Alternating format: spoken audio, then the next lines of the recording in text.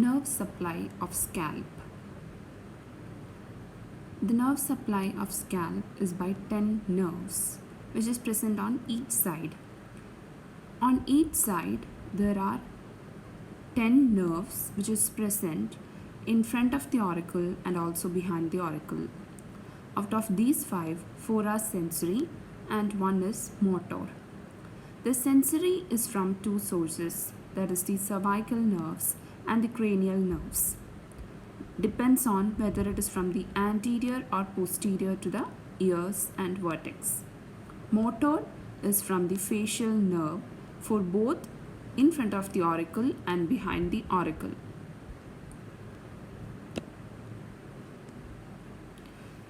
In front of auricle, branches of trigeminal nerve supplies the scalp anterior to ear and vertex of the head.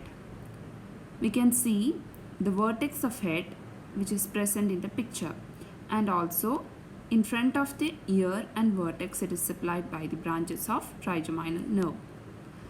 First we will discuss the sensory nerves. First one is supratrochlear, which is a branch of trigeminal nerve. You can see in the picture, it passes through the frontalis muscle and also supplies the front of forehead near midline. Next, it is the supraorbital nerve, which is a branch of trigeminal nerve. It exits through the supraorbital notch and moves superiorly across the scalp as far back as the vertex of the head. The supraorbital nerve is reaching till the vertex of the head. Next is auriculotemporal. It lies deep to the parotid gland. You can see the nerve in the picture, which is present in front of the auricle, which is present in the region of parotid gland. It supplies the scalp over temporal region and anterior to the ear near vertex. So you can see as in the picture, it supplies the area of the temporal bone. It reaches as high as the vertex of the head, near the vertex of the head. Next is zygomaticotemporal.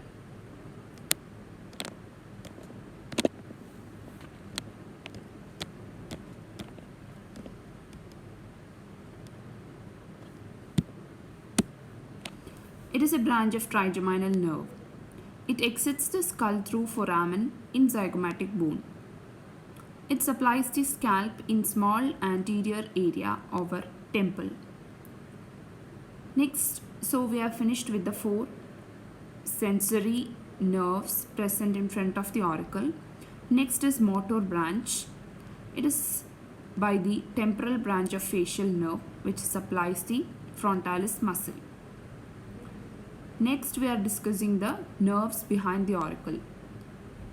The motor nerve is by the posterior auricular branch of facial nerve, supplying the occipitalis muscle.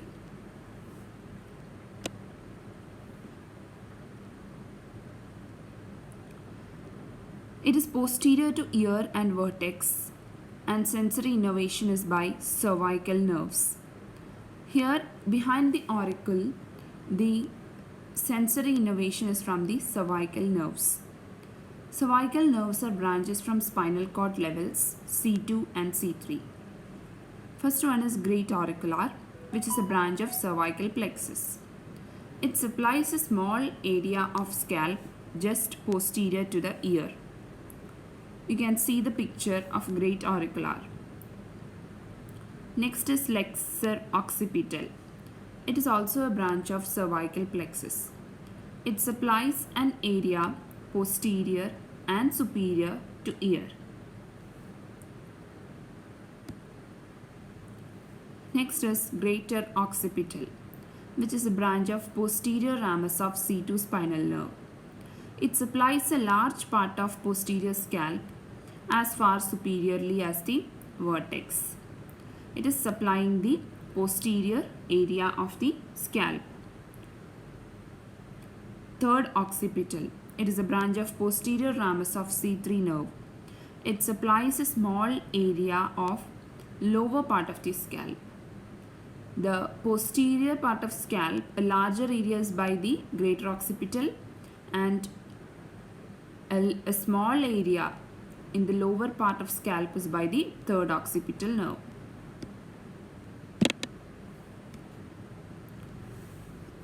Here we have finished with the nerve supply of scalp.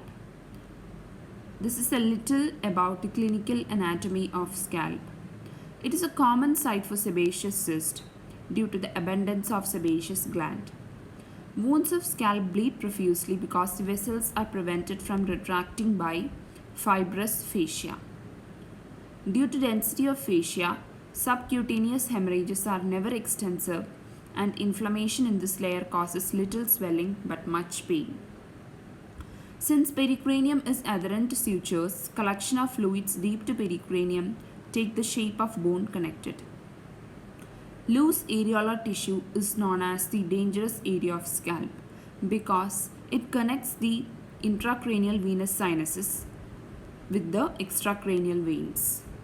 So, the infections can easily spread intracranially. With this, we have finished the topic